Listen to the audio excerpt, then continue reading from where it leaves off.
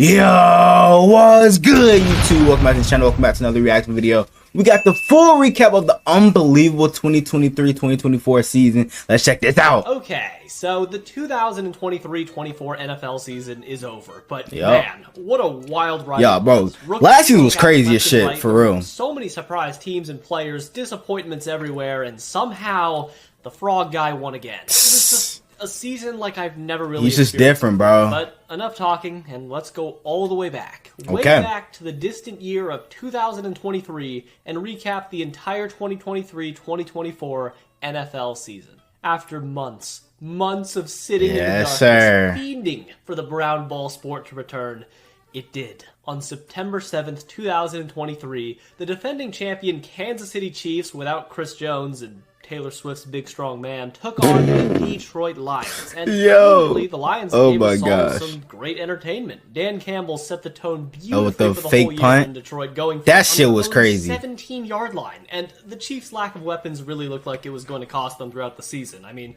Mahomes can't do everything himself. Right? True. But after that Thursday game, I'm not going to lie to you, week one was kind of full of highs and lows. Calvin Ridley edged me for 2 quarters into the fantasy decision of my life, only for the second half to come along. And I couldn't even tell you if he was on the field or not. And on the subject of disappointment to foreshadow a team's season, Joe Burrow and the Bengals looked terrible for it's crazy how the Bengals always start off horrible like that and then end up in the playoffs. Clearly not. Well, last year it didn't happen because Burrow was hurt, but it's crazy how they always start off like that. And ran their season into the ground because of that choice. Now, as week one winded down, this was game of the week right here. Chargers vs. Dolphins was an amazing game. Tyreek Hill is still pretty good at football, with Brandon probably game of the year, to be honest. Learning on how to learn Taiwanese. And the Giants also just got gutted by the Cowboys. And then on Monday, we got arguably the game of the year when Aaron Rodgers fucking got a standing ovation, gave Jets fans a reason to live for like 6 minutes, and then tore his Achilles out. That shit was so sad, bro. You just gotta love football. Bro, get his big ass foot out the camp. The game got a little slow, with the Jets defense doing what they would do all year long. The hell? Finally, Zach Wilson actually did something by giving Garrett Wilson a chance. That was all Garrett Wilson right there, bro. Let's keep it a buck. Actually did something by giving Garrett Wilson a chance to do something, and the second overtime would then begin. The Jets defense came up huge, and I guess the Bills Gibson gave up on the play, and the Jets ended up winning off of the walk-off punt, but they would lose the war. Week 2 then began ramping up the pain a little bit. Oh, this was a crazy-ass game, too. Back and forth, only for Detroit to blow it in the final minutes, allowing a game-winning drive, while both the Chargers and Bears embarrassed themselves for the second week in a row. But then the late window of games would start, and this week would begin a week-long stretch of the most unhinged part of the entire season. It started out with Giants vs. Cardinals, and fresh off of their close loss to the Cowboys, at one point, the Giants had been outscored 60-0 on the whole season. That shit is insane. There wasn't a 0% chance that Daniel Jones was crucified. Yo, what is that title? Biggest cog? Hey, yo. In the coveted battle of mid, the New York Giants revived their season off of the big, strong, muscular, hunky back of Saquon Barkley and put themselves right back on track to go 6-11. But that wasn't even the craziest game. After the Cardinals blew a 28-7 lead, this was a crazy-ass game too. 21-3 on the Washington Commanders, and I'll be honest, Russell Wilson actually played pretty well in week 1 and in week 2 as well. He was doing at least an above-average job, and Denver looked like they could be a dark horse wildcard team. You know, until they weren't. Pass to the end zone, touchdown, Robinson, and he's in. The chef was simply not cooking. And what's crazy is Denver still had a chance to win this game if they would have completed the 2-point conversion. The gas was on, and you blink once, and somehow Denver was down 9 with 2 minutes left. The stadium was completely dead, and even after getting a field goal to bring it within technically 1 possession, 4th and 3, barely in their own red zone. The Hail Mary was crazy. The game goes on for a few more minutes, and I guess they're gonna try a Hail Mary, which is, you know, always pretty fun, but it never really worked. What the fuck is that pose, yo? Gonna gather. Nigga pulled Aaron Rodgers, yo. Towards the end zone. It is deflected. Sheesh. What the f***? That isn't even... whatever. Look, because this is the 2023 Denver Broncos, a smile can only be followed up by the feeling of a nice cold block of cement dropped right on your nether regions, with Russell Wilson looking off a wide-open Jerry Jeudy, and they lost to the fucking Commanders. Wow, Jeudy was open too. Sadly, to wrap off this week, we really never got to see the Cleveland Browns at full strength. Oh yeah, with Nick Chubb. Season, as Nick Chubb went down with an injury. That shit, like, right now, they didn't even show it on TV. I had to find that shit on Twitter or something. Like, that was a gruesome ass injury. Not he'll even be ready to start the year Yikes, or ever man. be at full strength again. Then week 3 came along, and this week was probably pound for pound the best week of the whole season. The Chargers and Vikings blessed us with the most Chargers-Vikings game to ever Chargers-Vikings, with the Chargers charging. Then the Vikings responded by Viking, and it was glorious all around. I mean, when have you ever seen a man drop a pick and the ball just lands right into the receiver's hands? I mean, you see that a lot, right? The ball just lands right into the receiver's hands. Yo, no way he did that. The Vikings then Yo, back, but nah, he thought he was slick with that little clip right there, huh? I guess the Vikings that's had a hilarious. chance to win it now, but they really didn't want to win the game, as they had a horrid clock management sequence that led to an interception. Damn. And there's so much more games like this in just this week, because the Denver Broncos, again, belt were to just ass, bro. Titanic I don't know why the territory. Dolphins didn't go for the record. Getting a Shit, I would have. casual 70 points scored on them.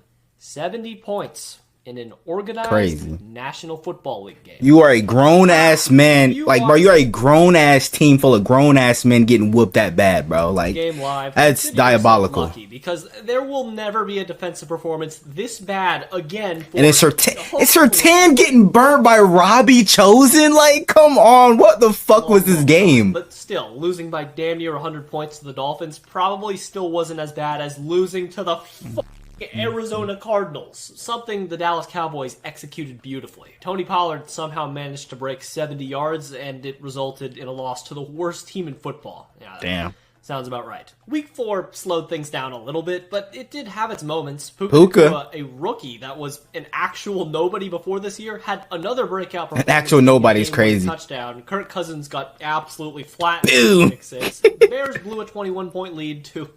This was actually a great game too. No, you gotta give surprisingly, him it's a miracle both teams were 0-3. Joseph didn't get fired or get at least rocks thrown at him after the Miami Massacre of 23, let alone he actually found a way to bounce back, and Denver won the game to basically save their season. Meanwhile, staying in the clown land... Yeah, what the hell is going on with the him? Raiders were back to their old shenanigans. Chandler Jones was out there preaching the gospel of Mark Davis 3:16, and on game day, Khalil Mack responded with a season-high 6 sacks as the Chargers managed to beat the Raiders with Justin Herbert not having a hand for an entire half. Oh, yeah. CJ Stroud played amazing in the destruction of Matt Canada's Yeah, I was happy for this Somehow game. Sam Howell just found a way to play like a top 10 quarterback every single time he played against the Eagles this year. It's crazy how good the Commanders held up against, you know what I'm saying, the Eagles in both games last year. Ended when Matthew Judon and Christian Gonzalez were ruled out for the season, and then on prime time, I didn't know Judon was out for the Sunday season Night last year. Football, Zach Wilson versus Patrick Mahomes was marked on everyone's calendar, and I can't believe it, but Zach Wilson looked like a bottom. I thought he was actually gonna start being a good quarterback, bro. I mean, the vigorous training it must have taken for him to look so mediocre must have just been ruthless. But in the end, ref ball took over and the Big Red took the dub. Yeah. Then week 5 began with Thursday Night Football actually giving us some substance. Not a good game, but a good performance. When the Bears started trending in a good direction, huh? Because DJ Moore went absolutely ballistic. Only Facts. for Jamar Chase to one-up him on Sunday versus the Cardinals. However, Damn, with these almost incredible 200 yards. performances, a price had to be paid. And Justin Jefferson, the number 1 overall pick in every fantasy draft, went Damn. down with an injury that would hold him out for multiple weeks. And even more injuries also, unfortunately, began AR. to rack up one after the other around this time, with Thick Lamar going down with his... Thick Lamar, bro. Matt Milano, the What? best defensive player the Bills have, went down with a season-ending injury right after Tre'Davious White also went down. So regardless of what would happen in 2023, the Bills would not be at full strength whatsoever. And Why you then gotta we show also this? saw the Steelers pull off one of the biggest upsets of the entire year versus the Ravens in a game they absolutely did not deserve to win. Facts, But bro. I guess the second Kenny Pickett ignored Matt Canada, they ended up stealing the game, and Matt was just absolutely bubbling with joy after seeing the walk-off tutty. Also, the contenders at this time started to become pretty clear, with the Eagles continuing to rack up wins, and the 49ers just obliterated the Cowboys despite the bad matchup, because Well, then in week 6, things got a little weird. Everything was just a little bit off. The best Brees NFC Hall. teams were all falling, with the Eagles losing. Nah, for this was a weird ass time, bro. The 49ers lost to PJ Walker, and the Browns. That the Lions shit is started crazy. to maybe look like contenders, and the Raiders and Patriots played in the most boring game of the entire season in Josh McDaniels' revenge game. Nah, I think the most boring game was honestly Colts and Patriots on, you know what I'm saying, Sunday morning. Just a I pretty believe that was. relatively uneventful week. It was like in overall. Germany or some Pretty shit. Funny to laugh at Desmond That game Ridder was for ass, actually bro. Just throwing a game versus Washington on purpose, but hey, at this point, that's pretty much par for the course for his development. And then, if last week was weird, Fuck week this. 7 took everything we thought we even knew about the word weird and shot it through a fucking Damn. because we started off the week with a bang. Saints-Jaguars was a decently fun game, which is... Oh, yeah, and then blown Foster Moreau Thursday dropped the Night game winner. Football this year, as two of the biggest disappointments in human history duked it out until the Saints just happened to fuck up a little bit more with Foster Moreau dropping a game-winning touchdown. Damn, bro. Then the Raiders played the Bears. And in my experience as a fan, I'd rather have my ball sack stapled to a plate of aluminum and tased than to face the Bears, because Oh, bad God. things always happen, and this might have been the worst. Josh McDaniels was at his all-time worst in terms of play calling, and we lost fucking Shepherd University quarterback. Look, I'm used to this. I don't even feel anything anymore most of the time, if I'm being honest with you, but still, sometimes they get me. Sometimes they find new creative ways to hurt me. But the Raiders were not victims to the most pain during this week. No.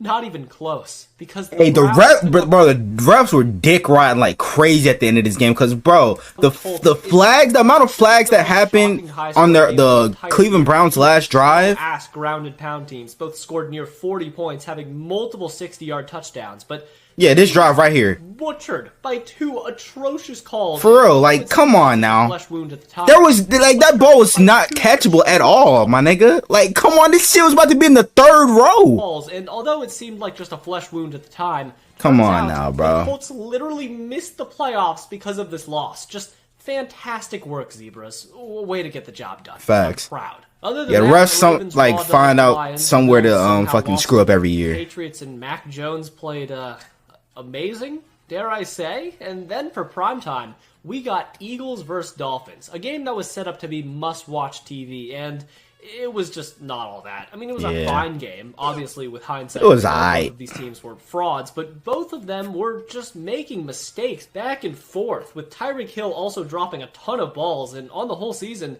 Tyreek dropped 14 in total, which is more than the entire 49ers team dropped all year long. And also, speaking of the Niners, on Monday they lost again, this time to the Vikings. And Tarvarius Ward got dumped on. He took his fucking lunch money, nigga. Kirk Cousins got his name in the MVP conversation, and his real MVP campaign began. To start off Week 8, the Kirk Cousins MVP campaign ended. The captain... That's like, crazy. And as it would be revealed, Kirk Cousins would never be a Viking again. And Week 8 also just gave us, actually bar none, the biggest anomaly of the entire season. The New York Giants and New York Jets played in a game where the Giants had -9 net passing yards. The hell? It's actually unexplainable how they did this. Tommy DeVito would have been outplayed by the fucking mascot if he was allowed to play quarterback, and poor Saquon Barkley just was ran into the dirt for nothing because the Giants folded That's in tough, regulation, bro. unfortunately won the coin toss, and because there wasn't a chance in fuck they were going to score,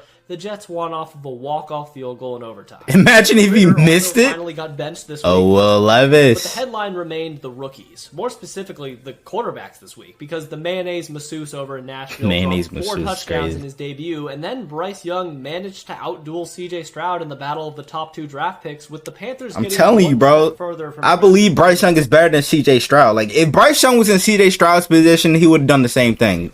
Like, let's be honest. And also, Joe Burrow and the fuck was Bengals that? just played out of their minds versus the 49ers and showed that if they were healthy, they could have actually won it all. Yeah, that was the Niners' lost to third the straight Broncos loss. this week, and the Raiders got fucking embarrassed by Jahmyr Gibbs and the Lions. But it was all for a good cause, because finally, this blistering buffoon was set to be gone. Anyways, then we move on to Week 9, where we were treated to an Bumbo. early morning spar between the Chiefs and Dolphins in Germany, and who could have guessed it, but the Dolphins choked on primetime again. Really? Cool lateral play, and then who could have saw that coming? The contenders list became more and more thin, with teams like the Eagles and Ravens continuing to climb the ladder after wins, but the craziest games didn't even come from particularly good teams this week. The Minnesota Vikings were basically just a plummeting catastrophe after the captain took his leave and Justin Jefferson got hurt, and now we were at a point where Jaren Hall was their starting quarterback, and versus the Falcons, he actually didn't play that terrible. Oh my gosh! He got hurt, which meant that Joshua Dobbs, a man who the Vikings traded for 6 days prior, was in the game at quarterback. Dobbs started off a little bit slow, but eventually he got into something resembling a rhythm, and down by 4, the Falcons just had to stop Josh Dobbs. A dude who literally didn't know what his center's name was from getting a game-winning drive, and they couldn't. They could not do it. 4th down and 7, Dobbs scrambled away for the first, then found Brandon Powell for a touchdown and ended the game.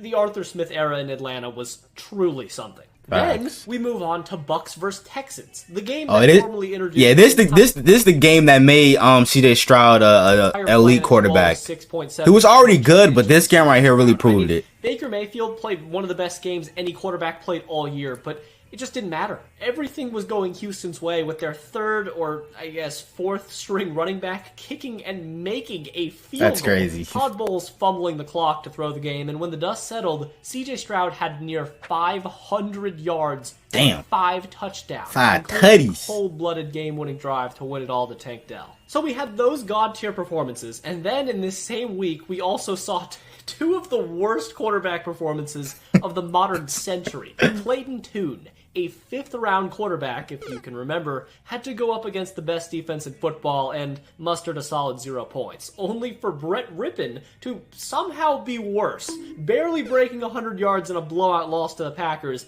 managing to play so poorly, the Rams just said fuck it and cut the man basically in the Moore haunted Bryce Young all day for 2 pick sixes. The Bengals and Bills played a pretty fun Sunday night game, and then they finally got Bin Laden. So all was well in the NFL. Some weeks just have the tone set for them right away, and week 10 was unfortunately one of those weeks. Bears versus Panthers on Thursday night was one of the worst games. What made them think that it would be smart to put Bears on prime time last year?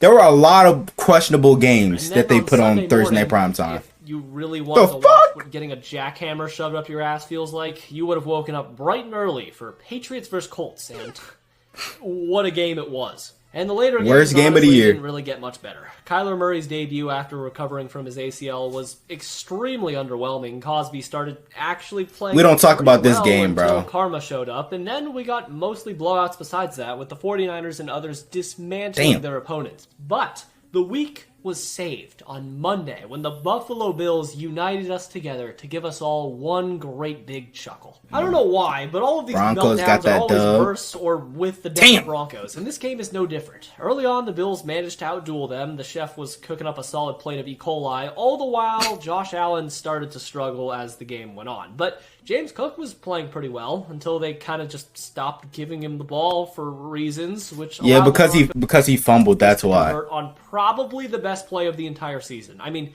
seriously, Courtland Sutton made the catch of a lifetime. This is why he's so underrated, bro. Nobody talks about it. Anyways, you know the drill at this point. I got to check out some Courtland Sutton highlights. Simply needed the defense to hold up. However, nobody stopped Samaje Perine. The bearded behemoth carved up the Bills' defense, and on 3rd down and 10, on the flag, Russ just lobs it in the air, and a PI on an underthrow allows the Broncos to walk off with the win.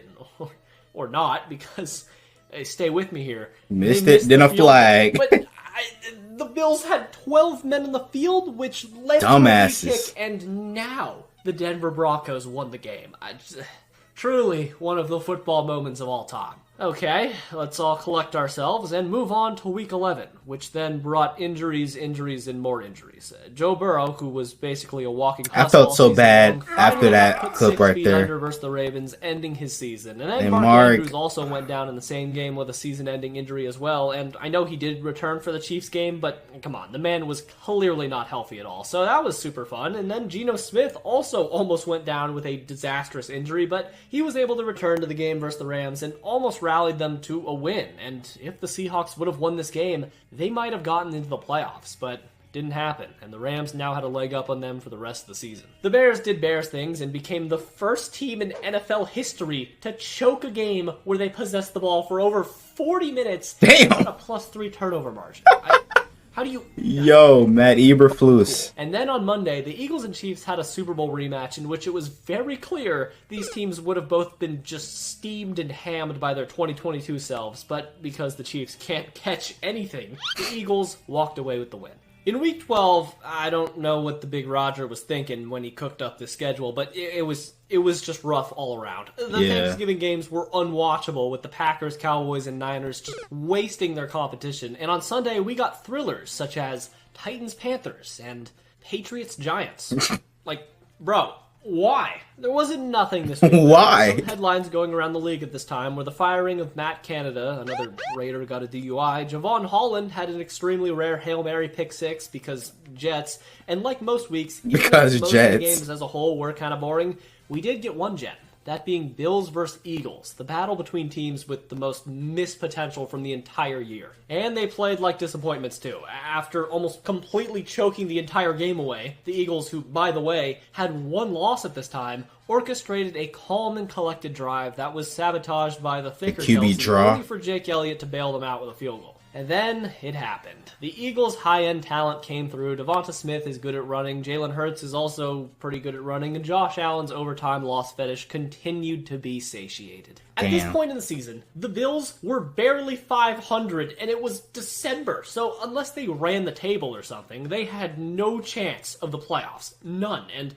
also, one more thing. On Monday, we got underratedly one of the worst games of the entire year. The Josh Dobbs hype train just went off the rails and slammed into a gas station with Linsanity story. The Bears, and that was pretty much the end of his inspirational story. And now we've come to Week 13.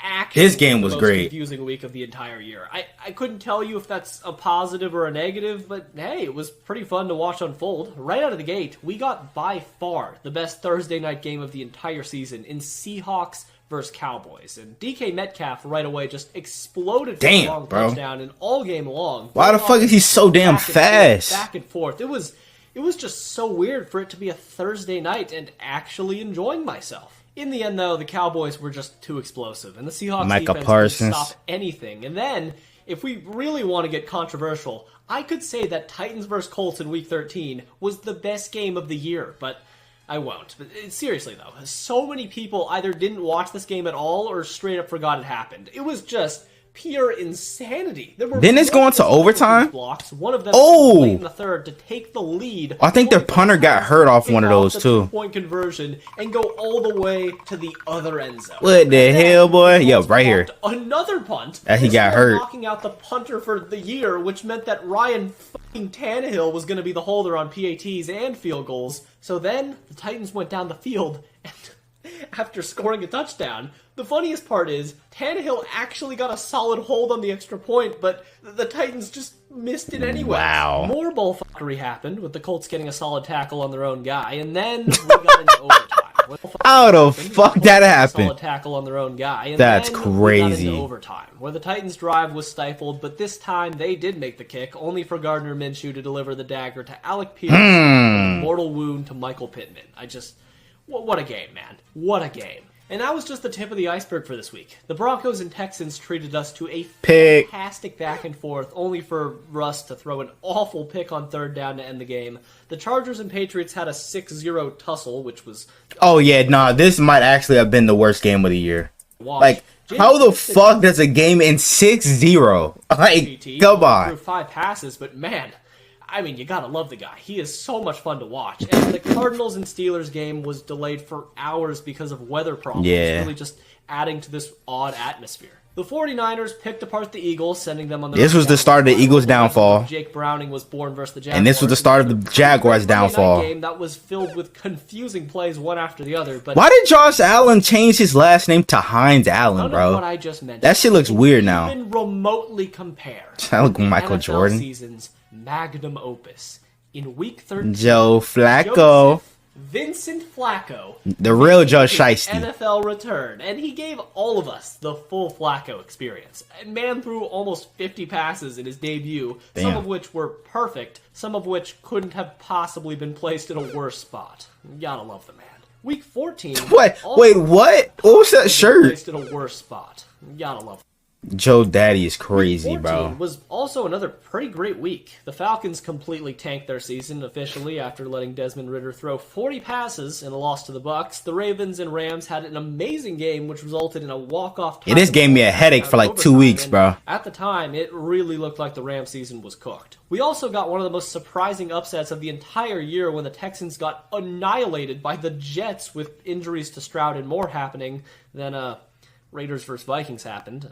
3-zip? Oh, this was the worst game. I forgot about this game. I mean, these are easy games to forget about. Save us all. 3-0? Really, nigga? Came in clutch with the Chiefs and Bills being the heavyweight classic. We all thought it could have been. That unfortunately ended a little bit anticlimactic. Oh, yeah. With one of the with best Kadarius Toney being a dumbass. Because Kadarius Toney can't get fucking set. And the aftermath of the game was probably even worse. Mahomes was having a meltdown. Kelsey was pissed, and the Chiefs. Oh, the golden boy doesn't have everything go his way, bro. On Monday, we got get used to it, nigga. I'm not usually a fan of, but Jordan Love versus Tommy DeVito was a good time, and then the Titans versus Dolphins game kind of just stole all their thunder when the Finns had another meltdown. Bro, like there's 2 minutes 44 seconds left. You would think the Dolphins win this game, right? Nope. On prime time. Nope. I guess the Shanahan coaching tree is just infected like this, but yeah. Jesus, this truly was something special. How do you lose the game to fucking Will Levis up 14 with 4 minutes left? So, okay, that was cool, but week 15 was even more stacked. We had Raiders versus Chargers, Bengals versus Vikings, Raiders versus Chargers, Raiders versus Chargers, Packers versus Bucks, Raiders versus Chargers, and finally, Raiders versus Chargers. God, what a cool game that was. Besides the best game of the season, this week was actually sort of mid. I'm going to be honest with you. We lost a good man following that massacre, and life just hasn't been the same without that chronic gambling addict on the sideline for the blue and yellow. And that kind of weighed down the whole week, but the Bills managed to stay alive. This was a shocking-ass game. Locking James Cook now that Ken Dorsey was not fired, the front flip. And the Eagles managed to lose to Drew Lock and the Seahawks off the they should have known that their season was over after that. ASN catch. So, just the ideal start to the Matt Patricia era in Philly. But now that the season was starting to wind down, we finally got a chapter in a lot of these team seasons. The Vikings' year officially basically came to a close with Justin Jefferson. Bro, Justin Jefferson is incredible, bro. Anywhere near enough to dethrone Detroit. The Jaguars, a team that I honestly believed could have taken the number 1 seed in the AFC. A team that at one point was famously 8-3. It's like it is insane. Like after that Bengals game, they lost out. Like that is insane. Extermination at the hands of Baker Mayfield and the Bucks, and the playoffs were slipping through their grimy paws. Meanwhile, the Cowboys and Dolphins took turns seeing who could want it less when the lights were brightest in a game where Jason Sanders was the best player in the goddamn field, and we also got Christmas games, which ones were also pretty disappointing too. Besides one of them, rewatch these highlights and tell me this team can win the Super Bowl.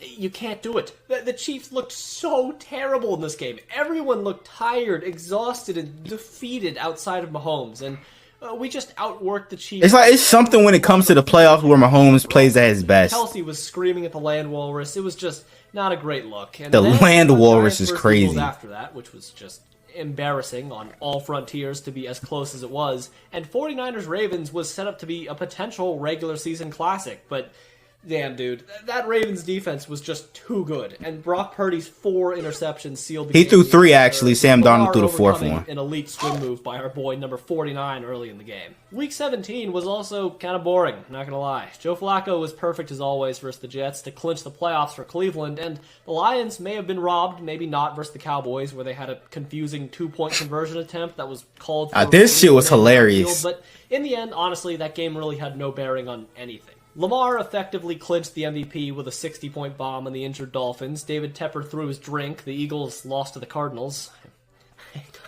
I thought this team was going to win the Super Bowl. And then we had Jared Hall cap off the week with yet another strong contender for the worst, at least first half performance of the year, finishing the first half 32.1 QB rating is crazy. And now it's time for Week 18, the final week of the NFL season, which almost always has the highest of highs and the lowest of lows. A lot of starters were resting That's after the a playoffs. bomb. There were still some games that really mattered. First up, we got Texans versus Colts. See, JT was healthy for this game. That weren't really expected to do much in the playoffs, but for the experience they could gain, it was definitely a great environment to be in, with both teams just playing like their usual selves. And after the Texans missed a PAT after a great CJ Stroud drive, the Colts had a chance to spoil Houston's season, and they decided to sub Jonathan. Oh yeah, what the fuck was that about? On the biggest play of He was playing really good in this game too. Goodson, a Starbucks barista, throw the game in the trash. Sick stuff all around. And the final regular season week was capped off with the Buccaneers almost throwing the division away to the Panthers, but they managed to hold off a scoring barrage of 0 to take the win. And the Bills clinched the playoffs too before Deontay Hardy. the Dolphins because... Oh, you're never gonna believe this. Against the Tennessee Titans, a team that effectively gave up around Week 7, the Jacksonville Jaguars, in a win and... Oh, they didn't lose out, so they won one more game after that. Okay. 250 pounds of Derrick Henry's manliness to have his way all day long, with the big man just pegging the Jags one last time in a Titans uniform, and 2 first-half Trevor Lawrence picks put the finishing touches on the most disappointing team in the entire fucking league. And with that, things were shifted into maximum overdrive with the start of the wild card. Here we go. I'm going to be real with you, though. If you enjoyed the wild card, good for you, but so many of these games were just unwatchable. I mean, I love seeing the Cowboys get blown out as much as you do, even if you are a Cowboys fan, but come on, it's too predictable at this point. The scriptwriters need to at least tease us that something will change next year, right? But besides that, it was really just a lot of mid. I'd bet like 70% of you even forgot that the Steelers made the playoffs, the Browns got smoked, the Eagles had a sad, sad death versus the Bucks, and the Dolphins pretty much just got frozen by the Chiefs. But there was one game. One perfect game. Yeah, that game was really good. Expectation I had for it, and I was so happy for the Lions versus Rams was pure poetry. And if I had to choose the best game from the entire season, it would be this one. Could the Lions overcome the literal ghost of their past in Matthew Stafford to finally be considered a redeemed franchise? And it turns out they actually could, but fuck was it not easy. Matthew Stafford was the best player on the field all day long, but Ben Johnson was in his duffel this game, eviscerating the Rams defense in what we now know to be Aaron Donald's final game in the NFL. No matter what the Lions did, though, Stafford just refused to die. But in the end, the Lions defense got one. Why does everybody want to front flip in the end zone now? One rib left at this point, and an Amon-Ra St. Brown grab for a first down would end the game, giving the Lions their first playoff win in 32 years. In the divisional round, though, things started to heat up a little bit. Chiefs vs. Bills was once again like their matchup earlier. This was a weird-ass game, I'm not even gonna lie to you. I firmly believe the Bills would have won this game and maybe the Super Bowl if they were completely healthy. They still had chances to win this one and still blew it after Mecole Hardman fumbled on damn near the one with a chance to ice the game. And with that opportunity, the Bills did absolutely nothing with the ball, but the Buffalo defense came up clutch again, and Josh Allen and the Bills knew they needed a touchdown to feel really good about their chances to win the game, and it seemed like luck was on their side too. Hell, they even fumbled the ball and got it back, but they just could not get into the end zone, which meant they had to bring out Tyler Bass. And for the following clip, any wide right 42 are medically encouraged to look away now. 44 yards, Bass. Damn, like, I don't even think you can put that on Bass, because look how the wind takes this shit. Bro, the wind was not fucking around. Like, come on. You can't put that shit on him. Wide right again. Taylor Swift's the GOAT. Chiefs are moving on. And other than that game, the Texans scared Lamar for about one half, and then he unleashed the behemoth from below in the second. And both had comebacks too that would have been more impressive if they weren't both playing against significantly inferior teams to narrow the remaining teams down to 4. So, championship game time. And Ravens vs. Chiefs was a very, very interesting game. I gotta look away for this one, bro. Just on another plane of reality, but eventually the Ravens offense just could not compete with the Chiefs defense. And with the very little chances the Ravens had to dethrone Taylor, they just couldn't make the most of them, with L'Jarius Sneed making the best play of the entire playoffs to save a touchdown, and Lamar's final pick iced it once and for all, and Mahomes was going back to the Super Bowl. And then, look, yikes, bro. I've had to talk about this game in my Lions video, in my Niners video, in my playoff recap, and now again? Well, why? Why do I have to torment myself like this? But to make it quick and as painless as possible, yeah. The Lions choked this like crazy. Not allow the Detroit Lions to make the Super Bowl. And the reality is that the Lions were just playing a perfect football game in the first half, and all it took was for someone to pull one singular string for the entire game to just unravel. Drop, drop, drop, fumble, dropped pick off of a fucking face mask later, and the 49ers were back in the driver's seat, and because they were the better team, the defense closed it out, and the Lions died on the same hill that got them so far. 4th and 3. Going forward on 4th down, more than almost anyone. Now, I'm assuming all of you probably watched the Super Bowl, but yeah. I'm personally still baffled as to what Shanahan's plan was all game long. He was so conservative and way too over-reliant on the defense, and I would say after watching the whole game multiple times at this point, he was trying to rely on CMC the whole game, for real. A really great call. Because, like, how do you have one of the best receivers in the league and only target him twice? And I'm talking about Brandon Ayuk, by the way. Like, come on now. Down early in the 4th because Juwan Jennings was your best receiver that whole game. Like, come on. Point block because Jake Moody can't figure out how gravity works. Damn. He could have won the game right then and there. But not only was luck not on the 49ers side, but neither was Patrick Mahomes. And any answer other than this guy for being the best player in the NFL is simply just wrong. I don't want to hear it. His thumb wet. Carried not only one, but 2 of the most clutch drives on the entire season. One to tie the game, the other to win it. And after Chris Jones clutched up and Kyle Shanahan clutched up too by electing to receive, finally. Dumbass nigga. Rashee Rice made plays, Kelsey made plays, but Mahomes to Mecole Hardman was the final play of the season. And what a way to end off the year with an absolutely thrilling Super Bowl and the official undisputed birth of an NFL dynasty. Anyways, if you like this video, then subscribe, because I got a lot of videos on the channel just like this one. And if you did watch this video and you liked it, you may be interested in this 49ers pain video that I did a few weeks back. It's pretty good, trust me. And thanks to all my Patreons for pledging $1. Hey, man, what do you guys think? Are y'all excited for the 2024 season? I know I am. I want to know what you guys think down in the comments below. Hope you guys enjoyed it. Make sure you guys like, comment, subscribe to the channel if you're new. Turn on post notification, notify whenever I drop a little banger video. One road to 400 subs. Let me get there for more banger NFL reactions like this. So without further ado, I'm out. Gang!